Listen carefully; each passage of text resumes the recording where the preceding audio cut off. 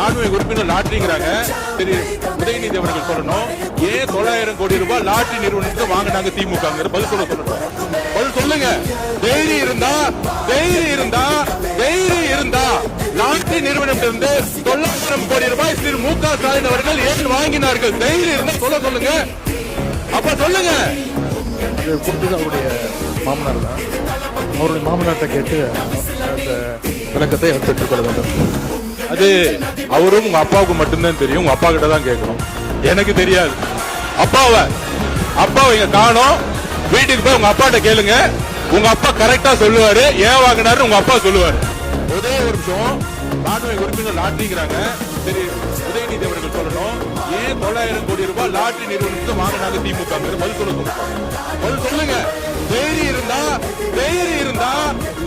இருந்தா லாட்டரி நிறுவனத்திலிருந்து 900 கோடி ரூபாய் திரு மு.க. ஸ்டாலின் அவர்கள் ஏன் வாங்கினார்கள்? தைரியம் இருந்தா சொல்லுங்க.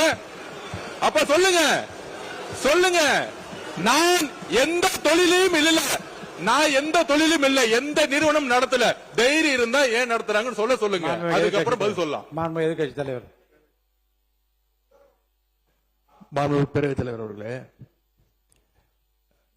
நம்முடைய அமைச்சர் அவர்கள் திமுக ஏன் லாட்டரி நடத்துகின்ற நிறுவனத்திடம் என்று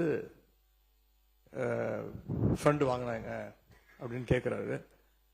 அது கொடுத்தது அவருடைய மாமனார் தான். அவருடைய மாமனார்ட்ட கேட்டு அந்த விளக்கத்தை அவர் பெற்றுக்கொள்ள வேண்டும்.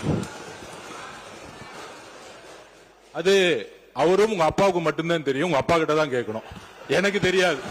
அப்பாவை இங்க காணோம். வீட்டுக்கு போய் உங்க அப்பாட்ட கேளுங்க. உங்க அப்பா கரெக்டா சொல்லுவாரு. ஏன் வாங்கினாரு உங்க அப்பா சொல்லுவாரு. மாண்புமிகு கொறடா